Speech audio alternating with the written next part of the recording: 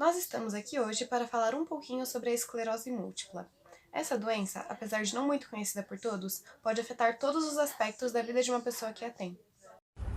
Em resumo, a esclerose múltipla é uma doença inflamatória crônica, provavelmente autoimune, por algum motivo genético ou ambiental. O sistema imunológico começa a agredir a bainha de mielina, uma membrana lipídica que recobre todos os açônios, facilitando a comunicação entre os neurônios, e isso compromete a função do sistema nervoso. Uma das características mais importantes da doença é sua imprevisibilidade. Ela acomete normalmente pessoas jovens, de 20 a 30 anos, causando sensibilidade motora e sensitiva desde seu início. Falando sobre como a doença começa, não se conhece ainda as causas, mas sabe-se que a doença difere-se de pessoa para pessoa, que é mais comum nas mulheres e nos indivíduos de pele branca que vivem em zonas temperadas. Agora, como sintomas iniciais, as pessoas podem apresentar formigamentos, dormência, dor, coceiras, menor sensibilidade ao toque, perda de força e até mesmo problemas de visão.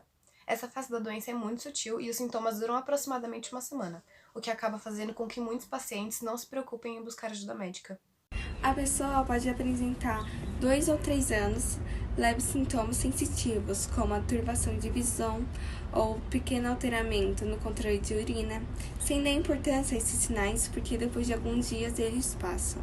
Ao passo que a doença evolui, são apresentados sintomas mais alarmantes, como a fraqueza, o entorpecimento ou formigamento da perna ou de outra parte do corpo, a visão dupla, a perda de visão prolongada, o desequilíbrio, o tremor e o descontrole dos músculos. Em relação ao diagnóstico, são utilizados exames de ressonância magnética e coleta de líquido do corpo, através de uma punção da coluna lombar. E, caso necessário, o médico ainda pode requerir e pedir outros exames complementares. Essa enfermidade não possui cura, mas felizmente possui tratamentos. Para a diminuição dos surtos, utiliza-se a pulsoterapia, que é a administração de altas doses de medicamentos por curtos períodos de tempos, com corticosteroides sintéticos.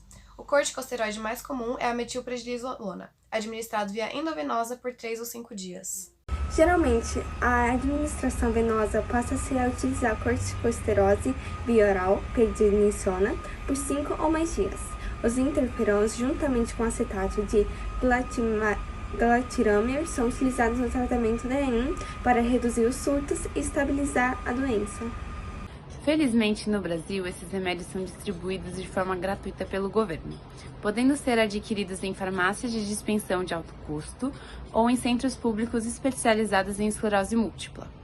Para isso, é necessário apresentar relatório médico comprovando a presença da doença. Uma vez com o diagnóstico, o tratamento possui 2 grandes objetivos. O primeiro é diminuir a intensidade dos surtos na fase aguda. Já o segundo é aumentar o espaço de tempo entre um surto e outro. Para o primeiro objetivo, são utilizados os corticosteroides, que têm como principal função diminuir a intensidade dos surtos. Já para o segundo, são utilizados imunossupressores e imunomoduladores, que espaçam os episódios, ajudando assim a diminuir as consequências negativas nas vidas dos pacientes. Com o tratamento certo, o paciente pode passar longos períodos sem surtos e ter uma rotina ativa e com qualidade de vida. Mas para que isso aconteça, é muito importante o diagnóstico no começo da doença, para que haja um tratamento mais eficaz. Portanto, em caso de sintomas, não deixe para lá somente porque eles desapareceram.